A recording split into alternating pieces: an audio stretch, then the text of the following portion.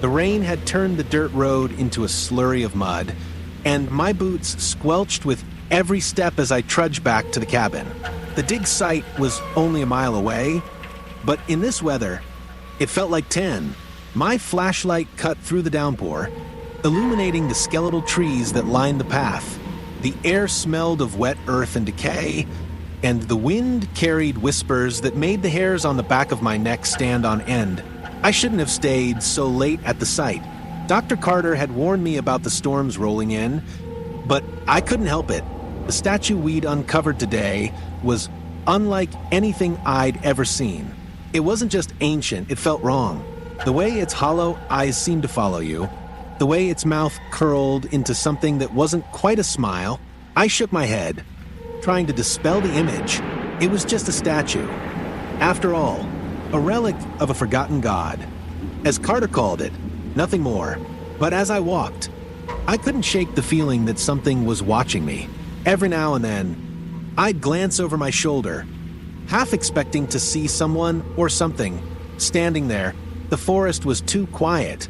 Even with the rain, no owls, no rustling leaves, just silence. The cabin came into view. A small, weathered structure nestled in the trees. I fumbled with the keys, my fingers numb from the cold, and pushed the door open. The interior was dark and musty, but it was dry, and that was enough. I dropped my bag by the door and lit the oil lamp on the table, its warm glow pushing back the shadows. For a moment, everything was calm. The rain drummed steadily on the roof, and the wind howled through the cracks in the walls. I shrugged off my soaked jacket and hung it by the fire, which I quickly coaxed to life. The flames crackled, casting flickering shadows on the walls. I sat down in the creaky wooden chair, letting the heat seep into my bones. That's when I heard it, a faint tap, tap, tap, like someone knocking on glass. I froze, my breath catching in my throat. The sound came again, louder this time, and I realized it was coming from the window. My heart pounded as I turned to look, half expecting to see a face pressed against the pane. But there was nothing, just the rain streaking down the glass. I forced myself to laugh, just the wind. I muttered, though the words did little to calm my nerves. I stood and walked to the window, peering out into the darkness. The trees swayed violently, their branches clawing at the sky. Nothing unusual. I pulled the curtains shut and turned back to the fire, but the unease lingered. I tried to distract myself by unpacking my bag. My notebook was damp, the pages warped from the rain. I flipped through it, my eyes landing on the sketch I'd made of the statue earlier. The lines were rough, but I'd captured its unsettling presence perfectly. Those eyes, they seemed to bore into me even now. I slammed the notebook shut and tossed it onto the table. The fire crackled, and for a moment, everything was quiet. Then the lamp flickered. I stared at it, my pulse quickening. The flame sputtered, dimmed, and then flared back to life.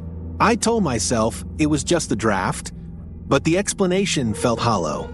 The air in the cabin had grown heavier, almost oppressive, and the shadows seemed to stretch and twist in ways they shouldn't.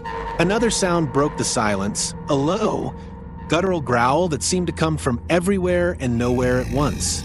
I spun around, my flashlight in hand, but the beam revealed nothing. The growl faded, replaced by a soft, rhythmic thudding, like footsteps. They were slow and deliberate, moving closer with each passing second. "Hello," I called, my voice trembling. "Is someone there?" No answer. The footsteps stopped. I backed toward the fire, my eyes darting around the room. The shadows danced wildly, and for a moment, I thought I saw something move in the corner, a shape, tall and hunched, with eyes that glinted in the firelight. I blinked, and it was gone. The lamp flickered again, and this time, it went out. Darkness swallowed the room. broken only by the faint glow of the fire. My breath came in shallow gasps as I fumbled for my flashlight. It clicked on, and I swept the beam across the room. Nothing, just the empty cabin. The rain still pounding outside. But then I saw it. On the wall opposite me, the shadows had coalesced into a shape, a figure, tall and angular, with hollow eyes and a twisted smile. The statue. It was impossible. But there it was, its shadow stretching across the wall as if it stood right behind me. I didn't want to turn around. I didn't want to see, but I had to. I turned.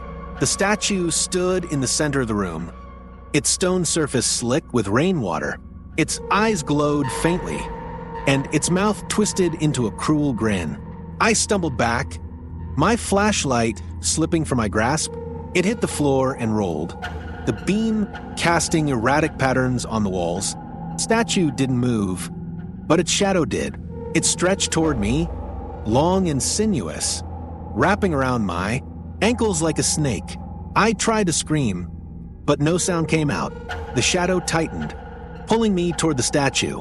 My hands scrabbled at the floor, but there was nothing to hold on to.